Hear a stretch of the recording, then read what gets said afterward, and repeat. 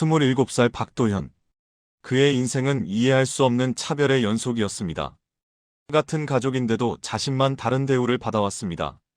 그 모든 것의 시작은 12살 생일이었습니다. 3월의 차가운 바람이 창문을 두드리던 저녁. 거실 탁자 위에는 소박한 생일 케이크 하나가 놓여 있었습니다. 동네 빵집에서 사온 것이었는데 형들 생일 때 주문했던 호텔 케이크에 비하면 초라하기 그지 없었습니다. 도현은 그 차이를 12살 때부터 알고 있었습니다. 하지만 그날은 다른 이유로 가슴이 설렜습니다. 지난주 학교 사진 대회에서 1등을 획득했거든요. 전교생이 참여한 큰 대회였는데 도현의 작품이 선정된 것이었습니다. 며칠 전부터 어머니께 그 소식을 전하고 싶어 안달이 났었습니다. 촛불을 끄고 난 후 도현은 조심스럽게 말을 꺼냈습니다. 엄마, 저 사진 대회에서 1등 했어요. 어머니는 설거지를 하고 있던 손을 멈추더니 고개를 돌렸습니다. 잠깐의 정적이 흘렀습니다. 도현은 혹시나 하는 마음으로 어머니의 표정을 살폈습니다. 그 순간의 침묵은 시간이 멈춘 것 같았습니다. 그래, 잘했네. 그게 전부였습니다. 어머니는 다시 설거지에 집중했고 더 이상의 반응은 없었습니다. 도현은 가방에서 상장을 꺼내 어머니께 보여드렸지만 어머니는 대충 후보기만 했습니다. 그리고는 냉장고 문맨 아래쪽 구석에 자석으로 붙여놓았습니다. 그 위로는 형들의 시험지와 상장들이 빼곡히 붙어 있었지만 도현의 상장만은 잘 보이지 않는 곳에 위치했습니다. 그 사건 후 일주일이 지났습니다. 둘째 형 진수가 수학 경시 대회에서 동상을 받고 온 날이었습니다. 문을 열고 들어서는 진수를 본 어머니의 얼굴이 환하게 밝아졌습니다. 진수가 상장을 내밀자 어머니는 두 손으로 정성스럽게 받아들었습니다. 우리 진수가 정말 대단하네. 어머니의 목소리에는 진심 어린 기쁨이 담겨 있었습니다. 곧바로 아버지에게 전화를 걸어 자랑했고 친척들에게도 연락했습니다. 진수의 상장은 냉장고 문 가장 잘 보이는 곳에 붙여졌습니다. 같은 상이었습니다. 그런데 반응은 하늘과 땅 차이였습니다. 도현은 조용히 자신의 방으로 돌아가 이불을 뒤집었습니다. 가슴 한 구석이 철렁하도록 차가웠습니다. 왜 같은 1등인데 이렇게 다를까요? 12살 소년에게는 이해할 수 없는 현실이었습니다.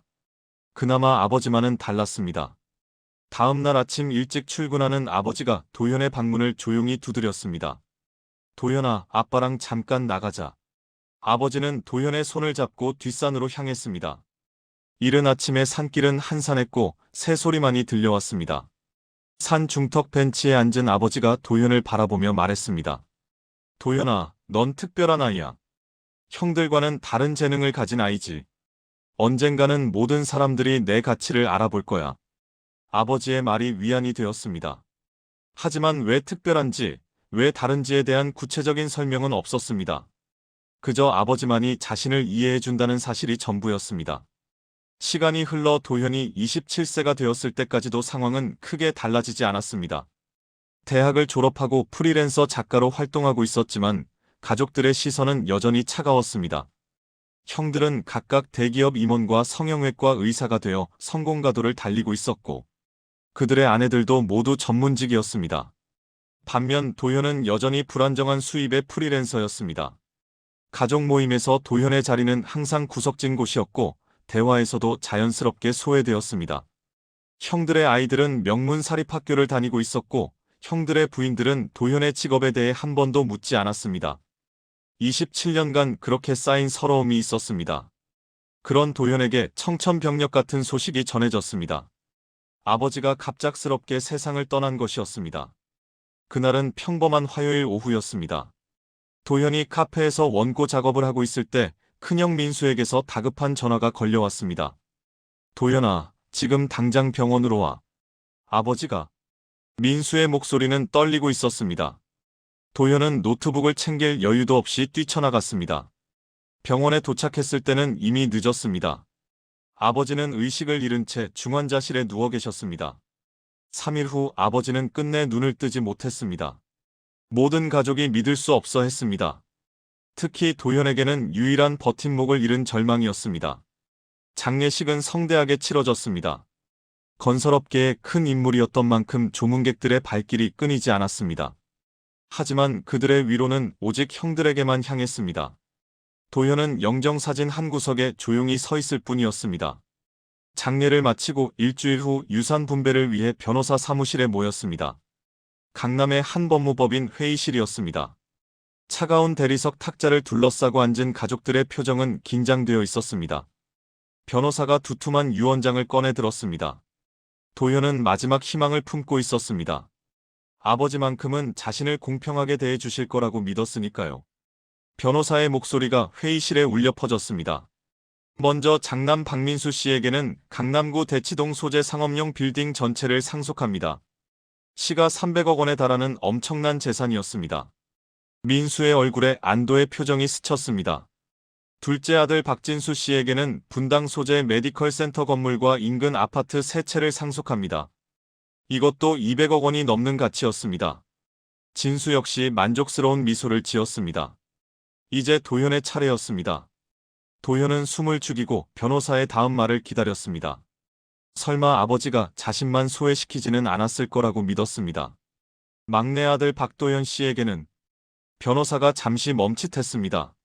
마치 이상한 내용을 읽어야 하는 것처럼 표정이 어색했습니다. 경기도 파주시 소재 가족 묘지 구획을 상속합니다. 순간 회의실이 조용해졌습니다. 도현의 머릿속이 하얘졌습니다. 묘지 그게 전부라는 말인가요? 그게 전부인가요? 도현이 떨리는 목소리로 물었습니다. 변호사는 조심스럽게 대답했습니다. 네, 유언장에는 이것이 전부입니다. 해당 토지의 감정가는 약 5천만 원 정도이며 매월 관리비 50만 원이 발생합니다. 그 순간 도현의 세상이 무너져 내렸습니다. 형들이 수백억 원씩 받는 동안 자신에게는 관리비만 나가는 묘지한 구획이 전부였습니다. 27년간 쌓여온 모든 차별이 이 순간에 집약된 것 같았습니다. 큰형 민수가 작은 목소리로 중얼거렸습니다. 그래도 뭔가 받았네. 그 말이 도현의 가슴을 더욱 아프게 했습니다. 변호사 사무실을 나서는 도현의 다리는 후들거렸습니다. 아버지마저 결국 자신을 버린 것 같은 배신감이 밀려왔습니다. 그날 밤 도현은 혼자 있는 원룸에서 오열했습니다. 왜 자신만 이런 대우를 받아야 하는지 도저히 이해할 수 없었습니다. 27년간 쌓인 서러움이 한꺼번에 터져나왔습니다. 49제가 무사히 끝나고 도현은 결심했습니다. 아버지가 남겨주신 유일한 유산을 관리하겠다고 말입니다. 그것이 아버지에 대한 마지막 도리라고 생각했습니다. 그렇게 도현은 파주의 묘지를 향해 길을 떠났습니다. 파주로 가는 길은 길고 적막했습니다. 도현은 낡은 소나타를 몰고 고속도로를 달렸습니다. 차창 밖으로 스쳐 지나가는 풍경들이 흐릿했죠. 정확히는 도현의 시야가 눈물로 흐려져 있었습니다. 핸들을 잡은 손이 떨렸습니다. 1시간 반을 달린 끝에 도현은 파주시 외곽의 한적한 산자락에 도착했습니다. 내비게이션이 안내하는 길을 따라 좁은 산길로 접어들었습니다. 차 한 대가 겨우 지나갈 수 있는 비포장도로였죠. 양쪽으로는 잡초가 무성하게 자라 있었고 간간히 무너져가는 석축들이 보였습니다. 10분 정도 더 올라가니 작은 간판이 나타났습니다. 청송가족묘지라고 적혀 있었는데 페인트가 벗겨져 글씨가 잘 보이지 않았습니다. 이곳이 자신에게 남겨진 유일한 유산이었습니다. 차에서 내린 도현은 주위를 둘러봤습니다. 생각보다 넓은 부지였습니다. 대략 3,000평 정도 되어 보였는데 대부분이 잡초로 뒤덮여 있었습니다. 여기저기 낡은 묘비들이 듬성듬성 서 있었지만 관리가 제대로 되지 않아 쓸쓸해 보였습니다. 가장 안쪽에 위치한 곳에 할아버지의 묘가 있었습니다. 다른 묘비들과는 달리 검은 대리석으로 만들어진 것이 눈에 띄었습니다. 크기도 상당했습니다. 폭이 2m, 높이가 1.5m 정도 되는 커다란 묘비였습니다. 도현은 묘비 앞에 무릎을 꿇고 앉았습니다. 할아버지의 이름이 금색 글씨로 새겨져 있었습니다. 그 아래에는 생년월일과 간단한 추도문이 적혀 있었죠. 아버지. 도현의 목소리가 떨렸습니다. 그간 쌓인 서러움이 한꺼번에 밀려왔습니다. 왜 저에게만 이런 말인지. 도현은 흐느꼈습니다. 주변에는 아무도 없었기에 마음껏 울 수 있었습니다. 그동안 참아왔던 모든 감정이 터져나왔습니다. 한참을 울고 난 후 도현은 묘비를 자세히 살펴봤습니다. 검은 대리석 표면이 매끄럽고 광택이 있었습니다. 분명 비싼 재료로 만든 것 같았는데 왜 이런 외진 곳에 이렇게 큰 묘비를 세웠을까요? 호기심이 생긴 도현은 묘비 뒷면을 돌아봤습니다. 앞면과는 달리 뒷면에는 아무런 글자도 새겨져 있지 않았습니다. 그냥 매끄러운 검은 돌 표면일 뿐이었죠. 하지만 자세히 보니 뭔가 특이한 점이 있었습니다. 돌의 질감이 일반 대리석과는 달랐습니다. 만져보니 미묘하게 거칠거칠한 느낌이 들었습니다. 마치 다른 광물이 섞여 있는 것 같았죠. 점심시간 즈음 하늘이 흐려지기 시작했습니다. 먹구름이 몰려오더니 이내 빗방울이 떨어지기 시작했습니다. 도현은 관리사무소로 피하려다가 문득 김만수 씨의 말이 떠올랐습니다. 아버지가 비 오는 날에 자주 오셨다고 말이었습니다. 호기심이 생긴 도현은 비를 맞으며 아버지 묘비 앞에 섰습니다. 빗방울이 검은 대리석 표면을 적시기 시작했습니다. 그때였습니다. 믿을 수 없는 일이 벌어졌습니다. 비에 젖은 묘비 뒷면에서 희미한 무늬가 나타나기 시작한 것입니다. 처음에는 착각인가 싶어 눈을 비비고 다시 봤지만 분명했습니다. 물에 반응하는 특수한 무늬가 서서히 선명해지고 있었습니다. 마치 숨겨진 그림이 모습을 드러내는 것 같았습니다. 도현의 심장이 세차게 뛰기 시작했습니다. 이것이 아버지가 남긴 메시지인 걸까요? 그리고 왜 비가 와야만 보이도록 만든 걸까요? 비가 더 세게 내리면서 무늬는 점점 더 선명해졌습니다. 그것은 분명히 의도적으로 만들어진 무언가였습니다. 도현은 무릎을 꿇고 앉아 묘비의 얼굴을 가까이 댔습니다. 빗물이 얼굴을 적셨지만 개의치 않았습니다. 점점 선명해지는 무늬를 놓치고 싶지 않았거든요. 15분 정도 지나자 완전한 모습이 드러났습니다. 그것은 지도였습니다.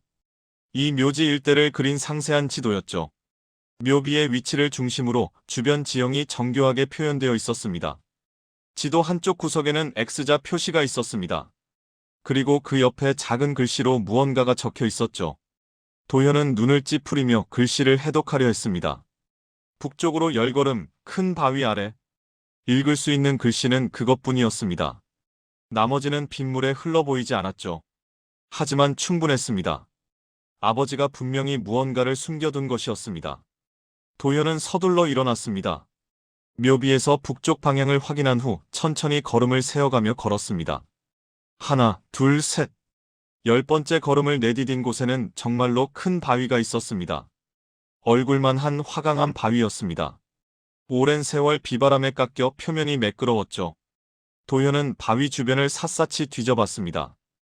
혹시 틈새에 무언가 끼워져 있지 않을까 생각했거든요. 바위 뒷면을 돌아간 순간 도현의 눈이 커졌습니다. 바위 아래쪽 흙이 다른 곳과 달랐습니다. 최근에 파헤쳐진 듯한 흔적이 보였죠. 주변보다 흙이 부드러웠고 색깔도 미묘하게 달랐습니다. 도현은 관리사무소로 달려가 삽을 가져왔습니다. 손이 떨렸지만 조심스럽게 흙을 파기 시작했습니다. 30cm 정도 팠을 때 딱딱한 무언가에 삽이 부딪혔습니다. 더 조심스럽게 흙을 걷어내자 검은색 플라스틱 상자가 모습을 드러냈습니다. 가로 30cm, 세로 20cm 정도 크기의 방수 상자였죠. 겉면에는 아무런 표시도 없었지만 상당히 무거웠습니다. 상자를 들고 관리사무소로 돌아간 도현은 떨리는 손으로 뚜껑을 열었습니다. 상자 안에는 여러 가지 물건이 들어 있었습니다. 가장 먼저 눈에 띈 것은 두툼한 봉투였습니다. 겉면에 도현의 이름이 적혀 있었죠. 봉투를 뜯자 아버지의 필체로 쓰인 편지가 나왔습니다. 착한 도현아, 내가 이 편지를 읽고 있다면 아빠는 이미 이 세상에 없을 것이다. 하지만 걱정하지 마라. 아빠가 너에게 진짜 선물을 준비해 뒀으니까. 편지는 짧았지만 도현의 가슴을 뛰게 만들었습니다. 아버지가 정말로 자신을 위해 무언가를 준비해 두셨다는 것이었죠. 편지와 함께 들어있던 것은 은행 금고 열쇠였습니다. 국민은행 VIP 금고라고 적힌 태그가 달려 있었죠. 그리고 작은 쪽지에는 금고 번호와 암호가 적혀 있었습니다. 암호는 누나 아버지였습니다. 도현은 고개를 갸우했습니다. 누나? 아버지에게 누나가 있었나요? 도현이 알기로는 아버지는 외동아들이었는데요. 하지만 지금은 그런 것보다 금고 안에 무엇이 들어있는지가 더 궁금했습니다. 다음 날 아침 일찍 도현은 서울로 올라왔습니다. 국민은행 VIP 센터는 강남구 대치동에 있었습니다. 평소에는 출입하기 어려운 고급스러운 곳이었죠. 은행 직원이 도현을 안내해 지하 금고실로 내려갔습니다. 차가운 공기가 감도는 금고실에는 수백 개의 금고가 벽면을 가득 메우고 있었습니다. 도현이 가진 금고의 번호는 1247번이었습니다. 금고를 여는 순간 도현은 숨이 막혔습니다. 금고 안에는 상상도 못한 것들이 들어 있었거든요. 먼저 눈에 띈 것은 현금 다발들이었습니다. 대충 세워봐도 수십억 원은 될 것 같았습니다. 하지만 그보다 더 놀라운 것은 따로 있었습니다. 부동산 권리 증서들이었습니다. 파주 일대의 땅 권리 증서가 무려 20여 장이나 있었습니다. 묘지 주변 1만 평에 달하는 넓은 부지의 소유권이 모두 아버지 명의로 되어 있었던 것입니다. 도현은 떨리는 손으로 권리 증서를 하나하나 확인했습니다. 지적도와 대조해보니 묘지를 중심으로 한 거대한 부지였습니다. 현재 시세로 계산하면 최소 400억 원은 넘을 것 같았습니다. 현금과 부동산을 합치면 총 500억 원. 아니, 어쩌면 그보다 더 클지도 모르는 천문학적인 금액이었습니다. 금고 안에는 또 다른 편지도 있었습니다. 이번에는 더 자세한 내용이 적혀 있었죠. 도현아, 놀랐지? 아빠가 20년간 조금씩 모아둔 것들이야. 이 모든 것이 이제 넌 것이다. 하지만 아직 전부가 아니야. 진짜 이유는 따로 있단다. 언젠가 내가 모든 진실을 알게 될 때까지 이 비밀을 잘 간직해라. 진짜요. 도현은 혼란스러웠습니다. 500억 원도 충분히 놀라운데 더 큰 비밀이 있다는 건가요? 편지 마지막에는 중요한 당부가 적혀 있었습니다. 아직은 가족들에게 말하지 마라. 때가 되면 네가 알게 될 것이다. 그때까지는 비밀로 하더라. 도현은 편지를 다시 읽고 또 읽었습니다. 아버지가 왜 이런 거대한 비밀을 자신에게만 남겨두었는지 알 수 없었습니다. 그리고 왜 가족들에게는 비밀로 하라고 했는지도 의문이었죠. 한 가지는 확실했습니다. 자신이 더 이상 아무것도 없는 막내가 아니라는 것이었습니다. 하루아침에 500억 원의 재산을 가진 부자가 된 것이죠. 은행에서 나온 도현의 다리는 후들거렸습니다. 믿기지 않는 현실이었습니다. 어제까지만 해도 관리비 50만 원도 부담스러워했는데 이제는 500억 원의 주인이 되었다니요. 상을 치른 지 2달이 흘렀습니다. 도현은 그동안 조용히 지내며 500억 원이라는 엄청난 비밀을 간직하고 있었습니다. 여전히 낡은 원룸에서 라면을 끓여 먹으며 프리랜서 작가 일을 하고 있었지만 마음만은 복잡했습니다. 그러던 어느 목요일 저녁 큰형 민수에게서 예상치 못한 전화가 걸려왔습니다. 이번 주말에 가족 모임을 하자는 제안이었습니다. 평소 같으면 절대 부르지 않았을 자리였죠. 도현은 직감했습니다. 뭔가 목적이 있는 모임이라는 것을 말입니다. 토요일 오후 3시 도현은 큰형 집 현관 앞에서 기다리고 있었습니다. 강남의 고급 아파트 단지였는데 로비부터 화려했습니다. 엘리베이터를 타고 20층에 올라가니 복도에서부터 고급스러운 향기가 났습니다. 현관문을 열고 들어서는 순간 도현은 이상한 분위기를 감지했습니다. 거실에는 온 가족이 모여 있었는데 평소와는 다른 긴장감이 감돌고 있었습니다. 큰형 민수와 둘째형 진수, 그리고 어머니까지 모두 소파에 앉아 있었죠. 특히 큰 형수 미라의 모습이 눈에 띄었습니다. 평소 완벽하게 차려입던 그녀가 오늘은 어딘가 어수선해 보였습니다. 손톱을 뜯고 있었고 무릎 위에 올린 손이 미세하게 떨리고 있었죠. 평상시 여유롭던 미소도 찾을 수 없었습니다. 도현아, 앉아. 차 마실래? 미라가 일어나며 말했습니다. 목소리가 평소보다 한 톤 높았습니다. 마치 억지로 밝게 굴려는 것 같았죠. 거실 가운데 놓인 대리석 테이블 위에는 고급차 세트가 준비되어 있었습니다. 하지만 아무도 차에 손을 대지 않고 있었습니다. 분위기가 어색하게 흘러가던 중 민수가 입을 열었습니다. 도현아, 파주 묘지는 어떻게 관리하고 있어? 역시나 이것이 목적이었구나 싶었습니다. 도현은 자연스럽게 대답했습니다. 매달 관리비를 내고 있고 별다른 문제는 없다고 말했죠. 그때 미라가 갑자기 일어났습니다. 차를 다시 끓이겠다며 부엌으로 향했는데 걸음걸이가 불안정했습니다. 마치 다리에 힘이 제대로 들어가지 않는 것 같았죠. 부엌에서 찻잔이 부딪히는 소리가 났습니다. 미라가 뭔가를 떨어뜨린 모양이었습니다. 그 소리에 민수의 표정이 굳어졌습니다. 정말 아무것도 없었어? 미라가 큰 소리로 물었습니다. 목소리에 절박함이 묻어났습니다. 마치 무언가를 간절히 바라는 것 같았죠. 도현이 다시 한번 부인하자 부엌에 조용해졌습니다. 어머니가 어색한 침묵을 깨뜨렸습니다.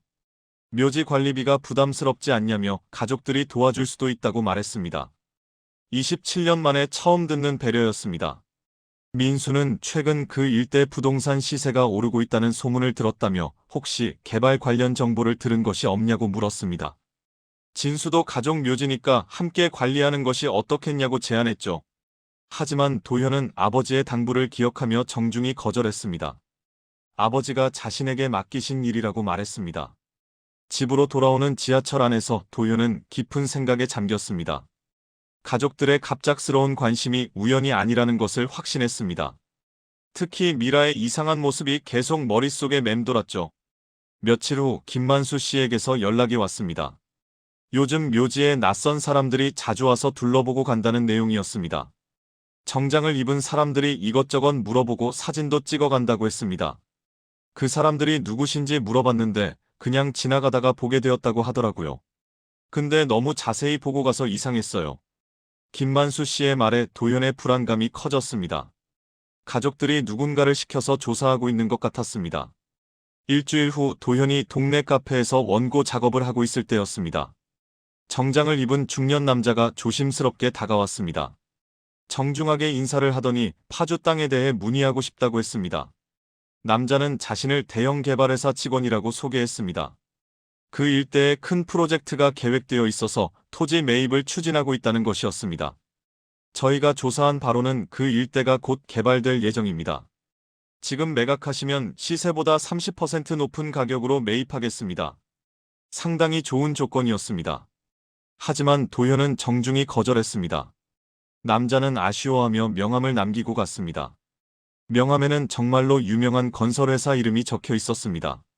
집에 돌아온 도현은 혼란스러웠습니다. 가족들의 의심 어린 시선, 묘지 주변의 수상한 조사, 그리고 개발회사의 접촉까지 분명히 뭔가 큰 일이 벌어지고 있었습니다. 도현은 서랍에서 아버지의 편지를 다시 꺼냈습니다. 낡은 편지에 쓰인 아버지의 필체를 다시 한번 자세히 들여다봤습니다. 진짜 이유는 따로 있단다.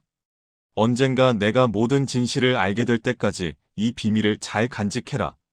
아버지의 마지막 문장이 더욱 의미심장하게 느껴졌습니다. 지금도 충분히 놀라운데 더 큰 비밀이 있다는 것이 과연 무엇일까요? 편지를 접어 다시 서랍에 넣으며 도현은 결심했습니다. 가족들의 움직임이 점점 더 적극적으로 변하고 있으니 자신도 아버지가 남긴 진짜 비밀을 찾아야 할 때가 온 것 같았습니다. 다시 파주 묘지를 찾은 도현은 이번에는 관리 사무실 컨테이너를 더 자세히 살펴봤습니다. 아버지의 편지에 아직 전부가 아니야라고 적혀 있었던 것이 계속 마음에 걸렸습니다. 컨테이너 쪽 파일 캐비닛을 하나하나 열어보던 중 잠겨있는 서랍을 발견했습니다. 은행에서 받은 열쇠들 중 작은 것으로 열어보니 두툼한 서류 뭉치가 들어있었습니다. 첫 번째는 주식 관련 서류들이었습니다. 삼성전자, LG화학, SK하이닉스 등 대기업 주식 증서들이 가득했습니다. 수량을 확인해보니 각 종목당 수십만 주식이었습니다. 대충 계산해봐도 주식만 200억 원은 넘을 것 같았습니다. 부동산과 현금, 거기에 주식까지 합치면 총 700억 원이 넘는 엄청난 재산이었습니다. 도현은 손이 떨려서 제대로 서류를 들 수도 없었습니다. 하지만 더 중요한 것은 따로 있었습니다. 서류맨 아래에는 아버지의 긴 편지가 들어 있었거든요. 이번 편지는 이전과는 완전히 달랐습니다. 훨씬 길고 자세한 내용이 담겨 있었습니다. 도현아, 이제 모든 것을 말해줄 때가 온 것 같구나. 편지는 그렇게 시작되었습니다. 도현은 떨리는 손으로 편지를 펼쳤습니다. 내가 읽고 있을 이 편지에는 우리 가족의 가장 큰 비밀이 담겨 있다. 27년간 숨겨왔던 진실이야.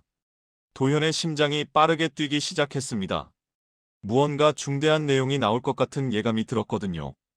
도현아, 넌 내 친아들이 아니다. 그 순간 도현의 머릿속이 하얘졌습니다. 편지를 든 손이 덜덜 떨렸습니다. 무슨 뜻인지 이해할 수 없었습니다. 너는 내 누나의 아들이다. 즉 내 조카지. 편지는 계속되었습니다. 도현은 숨을 제대로 쉴 수 없었습니다. 27년간 자신이 알고 있던 모든 것이 무너져 내리는 기분이었습니다. 편지에는 20년 전에 일어난 일이 자세히 적혀 있었습니다. 아버지에게는 1살 위인 누나가 있었습니다. 가족 중 누구보다 총명했던 누나는 공부를 오래 했고 박사 과정을 마친 후 같은 학교 선배와 결혼했습니다. 반면 아버지는 당시 작은 건설업체에서 일하는 평범한 직장인이었습니다. 결혼한 지 얼마 되지 않아 경제적으로 여유롭지 못한 상황이었죠. 누나는 결혼 8년 만에 귀한 아들을 낳았습니다. 바로 도연이었습니다. 온 가족이 기뻐했고 특히 누나 부부는 인생에서 가장 소중한 보물을 얻었습니다. 그런데 도연이 도를 막 넘긴 어느 일요일 오후 끔찍한 일이 벌어졌습니다. 누나 가족이 드라이브를 가던 중 고속도로에서 대형 교통사고를 당한 것입니다. 트럭과의 정면 충돌이었습니다. 누나와 매형은 그 자리에서 숨졌습니다. 하지만 기적적으로 뒷좌석 카시트에 앉아있던 도연만은 큰 부상 없이 살아남았습니다. 갑작스럽게 고아가 된 도연을 누가 키울 것인가가 문제였습니다. 매형은 외동이었고 우리 쪽 친척들은 경제적 부담을 이유로 모두 거부했습니다. 결국 아버지가 나섰습니다. 경제적으로 여유롭지 않았지만 조카를 그냥 둘 수는 없었거든요. 어머니는 처음에 반대했습니다.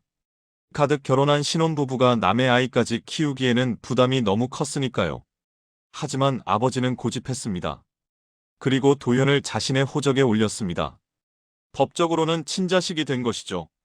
그때 누나 부부가 남긴 재산과 거액의 생명보험금이 함께 넘어왔다. 총 10억 원이었어.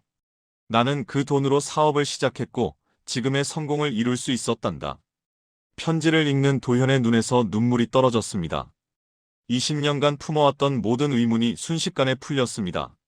어머니가 왜 자신만 차갑게 했는지, 형들이 왜 자신을 동생으로 인정하지 않았는지, 아버지가 왜 자신에게만 특별한 관심을 보였는지 이제야 이해가 되었습니다. 20년간 나는 죄책감에 시달렸다. 누나 부부의 돈으로 성공했으면서도 제대로 보답하지 못했다는 생각 때문이었어. 그래서 결심했단다. 언젠가 모든 것을 너에게 돌려주겠다고. 편지는 계속되었습니다. 이 돈은 모두 누나 부부의 10억 원을 불린 것이다. 내가 번 돈은 이미 형들에게 나눠줬고 진짜 누나 것은 따로 모아뒀단다. 이제 그 돈이 본래 주인에게 돌아가는 거야. 도현은 편지를 읽으며 복잡한 감정에 빠졌습니다. 충격과 당황, 그리고 묘한 안도감이 뒤섞여 있었습니다. 너를 진짜 아들처럼 사랑했다. 하지만 항상 미안했어.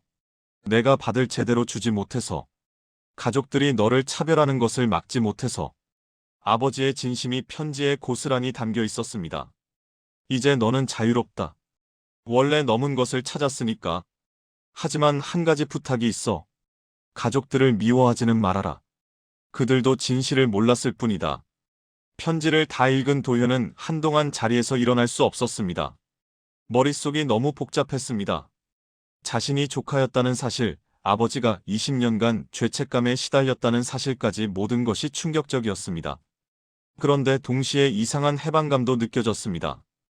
27년간 이해할 수 없었던 모든 차별과 냉대의 이유를 이제야 알 수 있었으니까요. 컨테이너 밖으로 나온 도현은 파주의 차가운 바람을 맞으며 깊은 숨을 내쉬었습니다.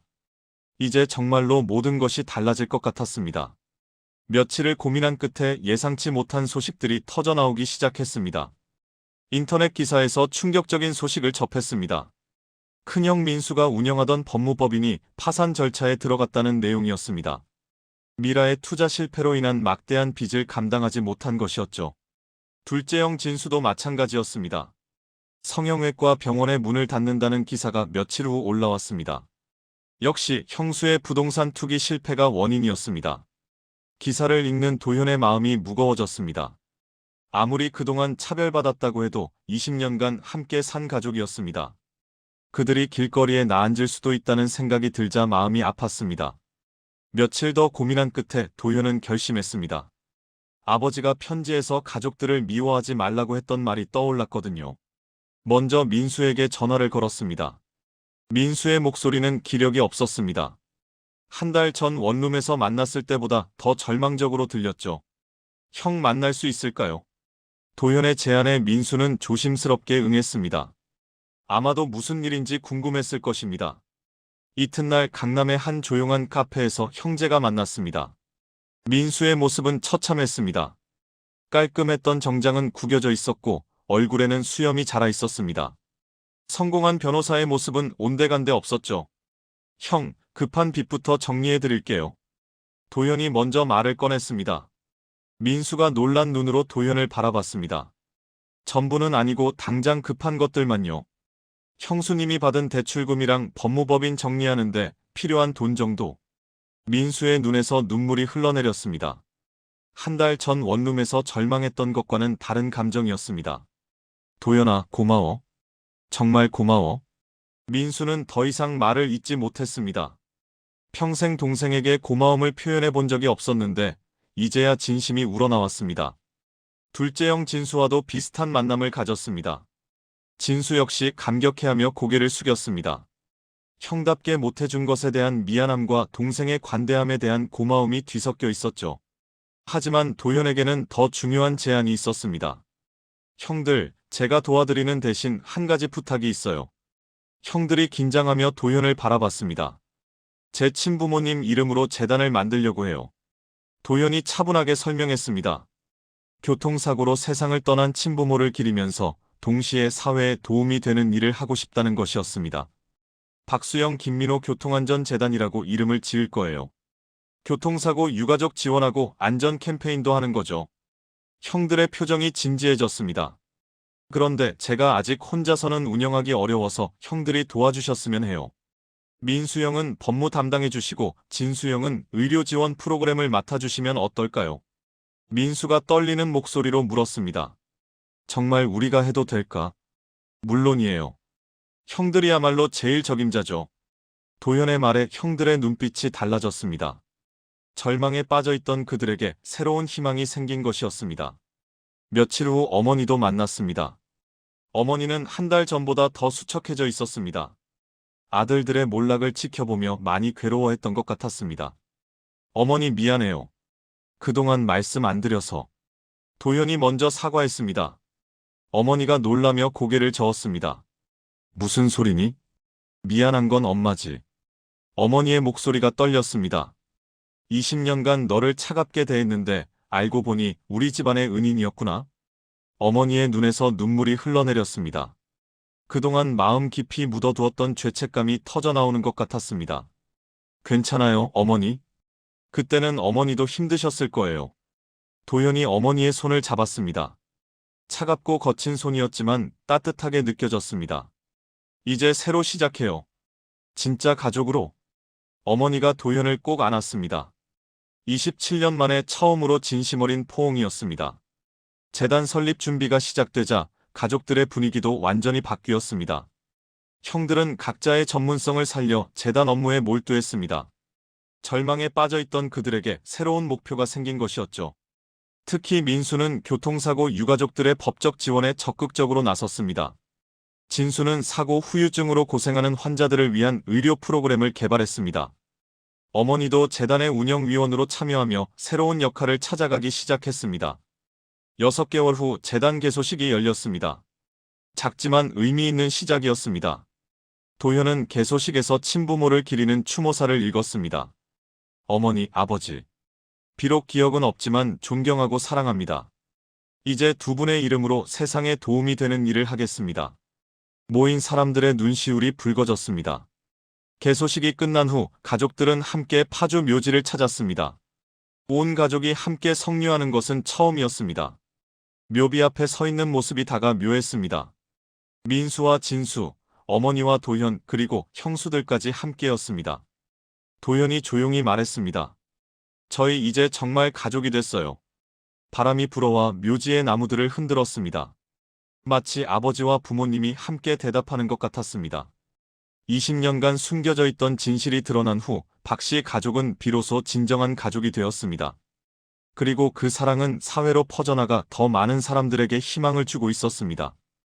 1년 후 박수영 김민호 교통안전재단은 많은 교통사고 유가족들에게 희망을 주고 있었습니다. 재단은 해마다 수백 명의 피해 가족들을 지원했고 학교 안전 캠페인도 전국 곳곳에서 펼쳐지고 있었습니다. 큰형 민수는 법무법인을 다시 세웠고 이번에는 사회공헌에 중점을 두고 운영하고 있었습니다. 둘째 형 진수도 병원을 재개했으며 의료 사각지대에 있는 사람들을 돕는 일에 앞장서고 있었습니다. 어머니는 재단의 모든 일에 참여하며 27년 만에 도현을 진심으로 아들처럼 대하기 시작했습니다. 도현은 매달 파주 묘지를 방문하는 것이 일과가 되었습니다. 그곳에서 그는 친부모님에게 감사를 표하고 아버지에게 보고를 했습니다. 아버지의 진짜 유산은 금전이 아니었습니다. 그것은 27년간 숨겨졌던 진실과 그 진실을 통해 얻게 된 용서의 문화, 그리고 마지막으로 온 가족이 함께 이뤄내는 따뜻한 사랑이었습니다. 비는 내리고 묘비 뒷면의 지도는 빗물에 흔들렸습니다. 하지만 이제 그 지도는 단순한 비밀이 아니었습니다. 그것은 가족이 한데 모여 함께 걸어가야 할 길을 보여주는 나침반이 되었습니다. 파주의 바람이 불어와 나뭇잎을 살랑거렸습니다. 마치 묘지 아래에서 모든 것을 지켜보며 행복해하는 아버지의 손길처럼 말입니다.